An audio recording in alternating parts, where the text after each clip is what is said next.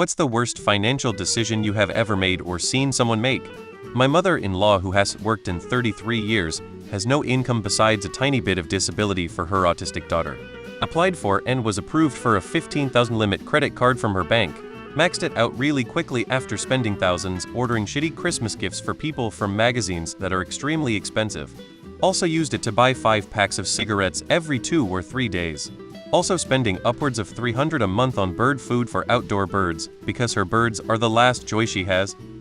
I have an aunt and uncle who sold their house after retirement at 65 and decided to liquidate a bunch of their IRA to buy an even bigger new build house and fancy cars, because they deserve it.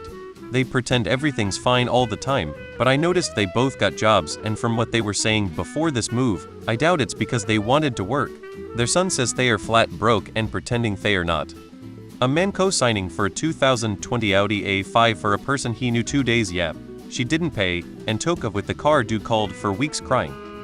My dumbass using DoorDash. My client's dad's wife changed his will to leave all his money to Trump instead of his daughter and grandchild. Remember the 90s when people were buying collectibles as investments? Think Beanie Babies. My mom bought fancy bears with lacy dresses and big fancy hats. She was convinced by a salesperson that she should spend $200 per bear and in 20 years they'll be worth so much. When my daughter was born, my mom reminded me of all this and said it could go toward my daughter's college fund. Told me to be very careful with the bears and mailed them to me. I went on eBay at the time and found these particular bears. Loads of people tasked with handling their aging deceased parents' estates were selling these bears for around 15-20. I checked them into my daughter's toy box, still have 4 of them. One became a dog toy edit. Barely people, look it up, oh yeah, and we were super poor. Like, lights gone out, often poor. Have a $55K wedding they could not truly afford. Probably buying a $400 non-returnable textbook that I found out wasn't even required for the class. 18-year-olds in the military getting married and having kids and buying sports cars. Had a coworker get stung for $500 all the money he had saved for a year to buy Herbalife products. I did everything but beg him not to do it, but he was sure he'd double or triple his money with ease. After it expired, it went into a dumpster. Even other Herbalife hunbuts didn't want it. Well, there was that Reddit thread of that guy who gambled away cash advances on his mom's credit card and racked up $120K in debt trying to make his money back by day trading stocks.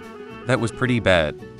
I used to work at a convenience store where we sold lottery tickets, and people really throw away their lives on that stuff. Keno and scratch tickets in particular are insidious between you can just keep playing them. I don't necessarily have one particular instance in mind. I guess the most I've seen someone blow at once is a few $100s, but it's more about how much people lose to it day in and day out.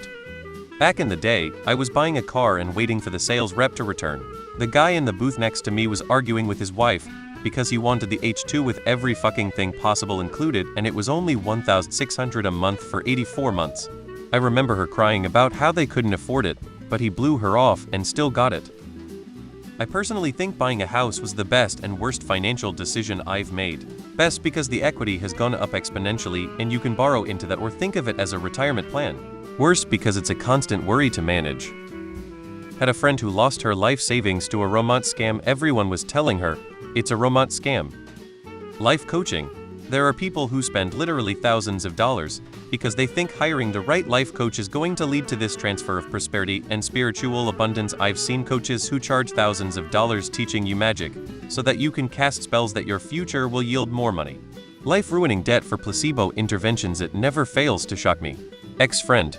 He was abusing Adderall and would stay up all night trying to mine crypto full-time. Went from a fairly normal middle-class life with a decent job, house, and young family to being totally broke, divorced, jobless, and living in a crappy apartment with some sketchy old guy.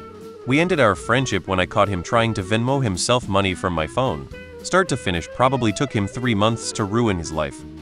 Leaving a job 6 weeks before my RSUs vested, which was about $75K at the time. I didn't realize I was so close to the vesting schedule and was so burned out from the job. I didn't think to look into that until after I put in my notice.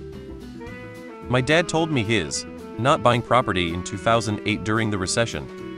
My friend buying $20K of GameStop stock for it to crash immediately after. Not buying one of Bitcoin in 2009.